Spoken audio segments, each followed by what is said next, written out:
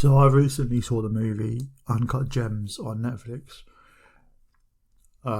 With the only really two big characters in that film were The Weeknd and Adam Sandler, and this was filmed back in 2019. So to be fair, The Weeknd was, I would say, he was pretty well established back then.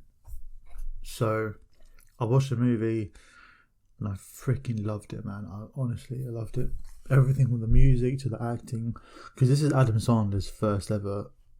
I don't know if it's his first one, but it was like a thriller, and he's kind of very well known for doing comedy acts. So it was different, and he really smashed it. So when I was watching it, I think most people want to look up who the directors are and whatever. And so the people who directed it were called the Safdie Brothers. So Josh Safdie and Ben Safdie, I think his name is. Let me see. I think Benny. Let me see.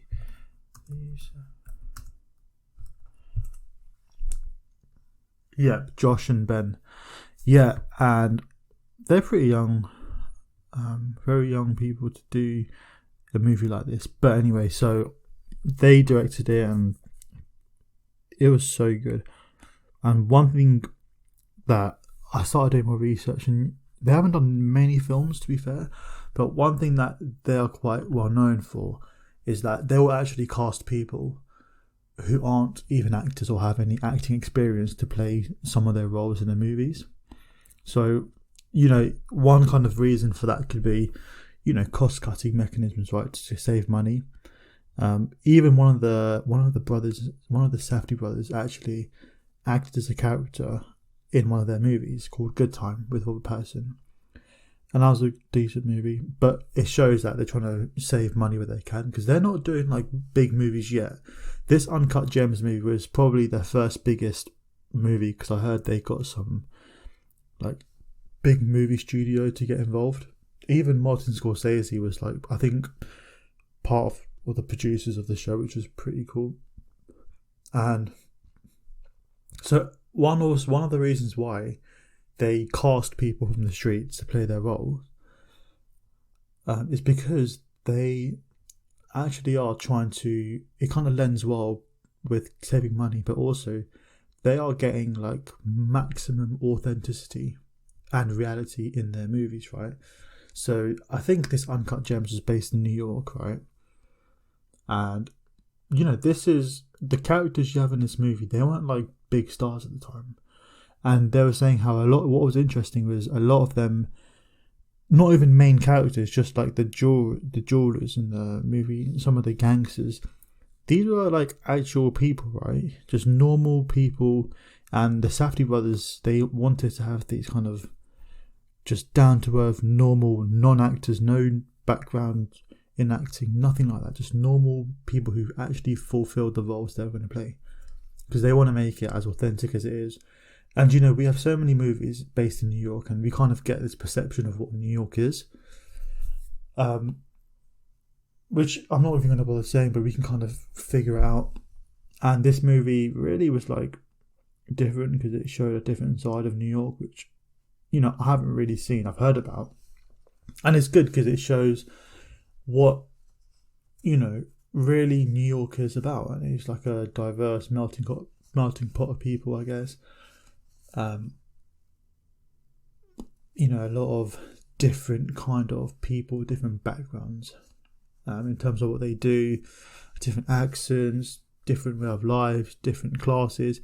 I mean, to be fair, this is kind of synonymous with everywhere in the world, really, every big city. But New York especially, like places in London movies, I don't really watch because I've kind of seen it. But it was good to see what, places were like, and especially the people. These people are what they are who they are acting. So in a way, it's smart because they don't even need to act. They just play the role as they do on a day-to-day basis, and I think it was really good. And it kind of made me think about how people coming into London, whatever perception they have about London, I mean, is literally probably 90% not what they think it's going to be like, especially in terms of the people in London. This whole like very posh, well-spoken, at least from what I've perceived people to think about London, but it's nothing like that. I don't really see many people who actually are like that really posh, kind of persona in London. I watched Made in Chelsea back in the day.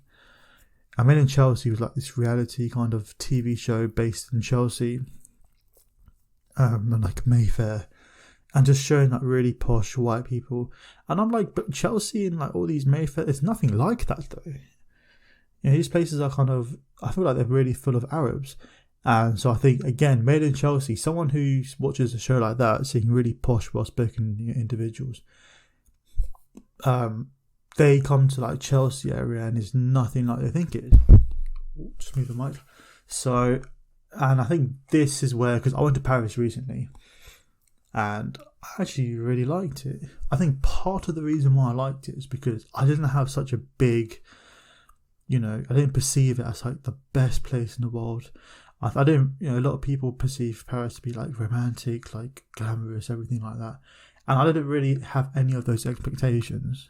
And I really liked it. I can't lie, it was good. Especially the food. And like some of the pastries in Paris are really worth it.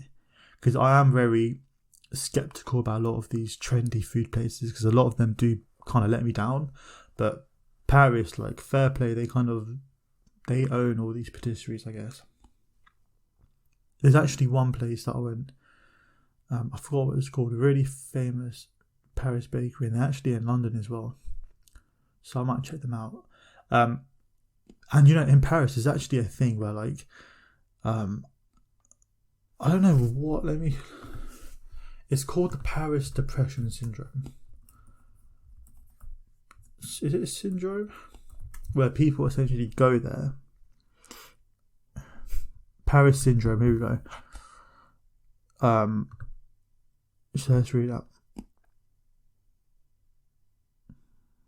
Paris syndrome, this is from Wikipedia, is a sense of extreme disappointment exhibited by some individuals when visiting Paris who feel that the city was not what they had expected. The condition is commonly viewed as a severe form of culture shock. So it states that it's been really mainly noted within Japanese tourists, but also others from Eastern Asia, such as China, Singapore, and South Korea. So yeah, I think these people kind of go to Paris and they actually get like some form of depression apparently, or just really just get upset about it, and not good. And then you know what? It's weird because I heard somewhere that apparently happiness is like, if you want to be happy in life, all you got to do is just limit your expectations. And it's actually quite simple. Like, if you really just don't give a shit, because then if you don't, then if you have the lowest expectation of something, that's perfect. Because then it's only going to outdo you. Is that the right phrase? If you have the lowest expectation of something, it can only over exceed your expectation. That's it. It can over exceed it by a tiny minuscule amount where you're like, oh yeah, that was alright, not bad. Or it could be like the most amazing, that's the best place in the world. But in life, if you just lower your expectations, then I feel like that's kind of how you kind of be happy. And I hate talking about this whole happiness. I think it's so cringe. It's what a lot of these productivity people do. They'll have these whole podcasts about, oh yeah, how do you be happy? Like, bruv. But yeah, so I think that is one of the reasons why I really enjoyed Paris. And a lot of people apparently think it's overrated, when I was really surprised and I liked it.